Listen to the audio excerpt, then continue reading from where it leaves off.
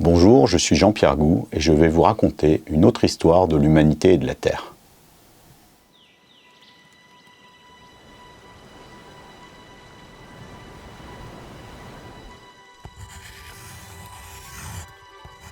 Les histoires ont toujours structuré le regard que nous portons sur le monde et ont permis de coordonner l'action de centaines de millions de personnes. Parmi toutes ces histoires, il y a des histoires un peu particulières qui sont les mythes. Les mythes, en plus de raconter une histoire, répondent à des questions très précises. D'où venons-nous? Qui sommes-nous? Et où allons-nous? Et aujourd'hui, l'humanité, plus que d'un nouveau récit, a besoin d'un nouveau mythe pour l'aider à accélérer la transition écologique. La Terre sur laquelle nous habitons est faite de particules qui toutes ont l'âge de l'univers. Cet univers a 13,8 milliards d'années. Toutes les particules qui forment cette table, ces livres, mon corps, l'air que vous respirez, ont ce même âge. Ces particules au départ étaient des particules élémentaires qui se sont associées pour former des atomes. Ces atomes ont fusionné les uns avec les autres dans le cœur des étoiles et ont formé des atomes de plus en plus complexes, des molécules. Et ces atomes et ces molécules se sont agglutinés les uns avec les autres pour former des étoiles, pour former des planètes et pour former des gigantesques structures. Nous habitons dans un petit coin de l'univers qui s'appelle l'Aniakea. C'est le nom du super amas de galaxies dans lequel se trouve la Voie lactée. Et au sein de la Voie lactée, nous habitons autour d'une étoile qui s'appelle le Soleil, qui est une étoile de 3e génération, puisqu'il y a eu des supernovas qui l'ont précédée. Et nous vivons en fait dans le cimetière de ces supernovas avec des éléments chimiques extrêmement riches qui se sont agglutés pour former la Terre.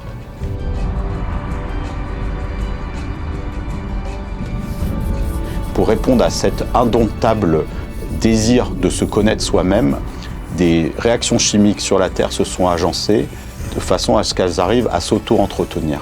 Et ces réactions se sont insérées dans des films de graisse et ont formé des premières cellules, les premières formes de vie. Puis ces êtres vivants, qui étaient au départ monocellulaires, se sont associés les uns avec les autres pour former des êtres vivants plus complexes, donc des êtres multicellulaires. Et ces êtres multicellulaires ont évolué pour arriver jusqu'aux formes de vie que l'on connaît aujourd'hui, qui sont extrêmement variées, extrêmement complexes.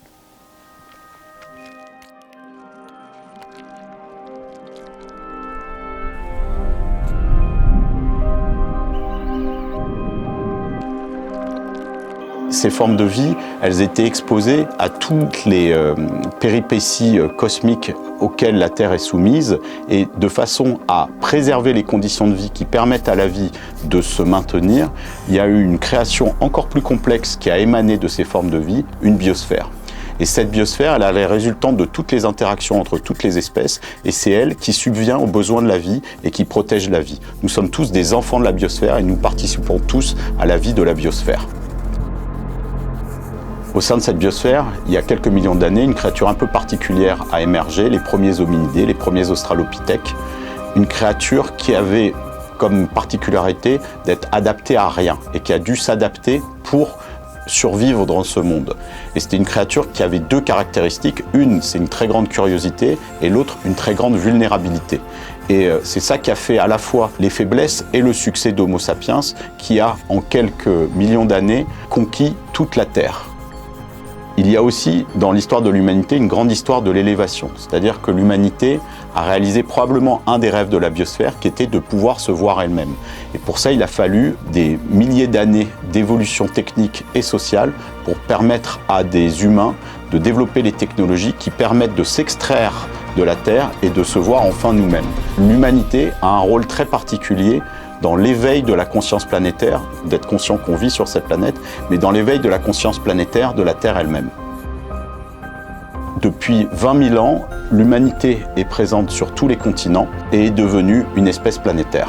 Cette espèce planétaire, aujourd'hui, beaucoup de gens pensent que c'est un cancer pour la Terre. Mais il y a aussi une histoire de l'union, puisque les êtres humains au départ étaient capables de se coordonner à 2, à 4, à 10, à 50. Et justement, par le biais des histoires, on a réussi à se connecter socialement dans des groupes beaucoup plus larges. Et ces groupes beaucoup plus larges sont allés jusqu'aux cités-États, aux États-nations. Et le prochain enjeu de l'humanité est d'arriver à former une grande famille au niveau du monde. Aujourd'hui, nous sommes face à un défi historique dans l'histoire de l'humanité. Nous avons dépassé les limites planétaires. Donc la grande question, si cette crise n'est pas une crise écologique mais une crise évolutionnaire, vers quelle nouvelle forme va évoluer Homo sapiens ?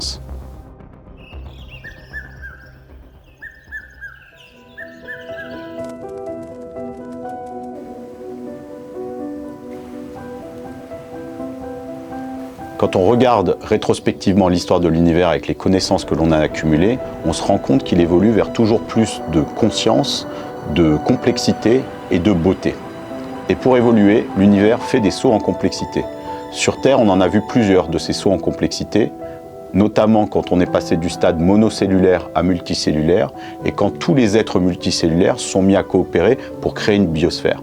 Et la prochaine étape de l'humanité, en tout cas c'est l'hypothèse que je développe dans mon roman, serait que l'humanité devienne à son tour multicellulaire et qu'au lieu de nous considérer comme 8 milliards d'humains indépendants, nous formions ensemble un grand tout, un nouvel organe de la biosphère qui ait des services à rendre au niveau de la biosphère. Donc la grande question que cela poserait, si l'humanité évoluer vers ce tout uni, quelles sont les fonctions de l'humanité vis-à-vis de la biosphère, à quoi servons-nous, et si on arrive à répondre à ces questions, automatiquement l'économie, l'agriculture, l'énergie, l'éducation se mettront au service de la biosphère.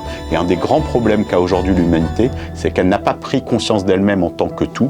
On pense toujours en tant qu'État divisé, en tant qu'individu divisé, mais s'il y a une partie de notre réflexion qui pense notre situation du point de vue de l'humanité, on pourra répondre facilement à toutes les questions que l'on a et à notre quête de sens. Aujourd'hui, ce collectif humain planétaire pèse 280 millions de tonnes et provoque de grands dégâts dans la biosphère. Mais ce collectif humain planétaire pourrait avoir un rêve d'une humanité qui soit assagie et au service de la biosphère et qui s'insère dans les limites planétaires. Et donc cette forme rêvée de ce que pourrait devenir l'humanité quand elle a pris conscience d'elle-même, je l'ai appelée Homo Biosphéris pour signifier ce lien entre l'humanité et la biosphère.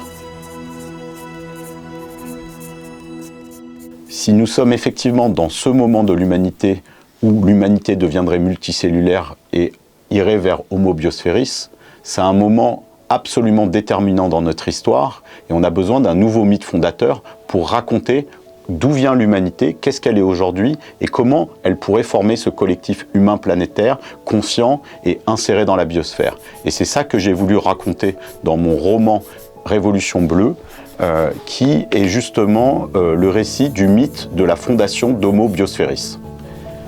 Pour illustrer ce mythe et s'appuyer sur la magie de la culture humaine, j'avais besoin d'une image qui puisse incarner cet Homo Biosphéris. Et il s'avère que le secret d'Homo Biosphéris était caché depuis 80 ans sur la couverture du Petit Prince. Quand vous regardez le Petit Prince, il part sur 6 planètes avant d'arriver sur la Terre, et sur chacune de ces planètes, il y a toujours un grand humain sur une petite planète et malade, des collectifs malades, et aujourd'hui, le collectif humain planétaire est lui-même malade. Et quand le Petit Prince s'adresse à l'aviateur, c'est une conscience planétaire qui vient nous donner les secrets d'une métamorphose, et le Petit Prince est un manifeste de métamorphose planétaire. Dans mon roman Révolution bleue, les héros ont justement pour mission de faire naître Homo Biosphéris. Et comme le disait Pierre Teilhard de Chardin, la Terre n'est pas malade, elle est en train d'accoucher. Et les héros sont un peu les sages-femmes pour faire accoucher à Gaïa l'humanité.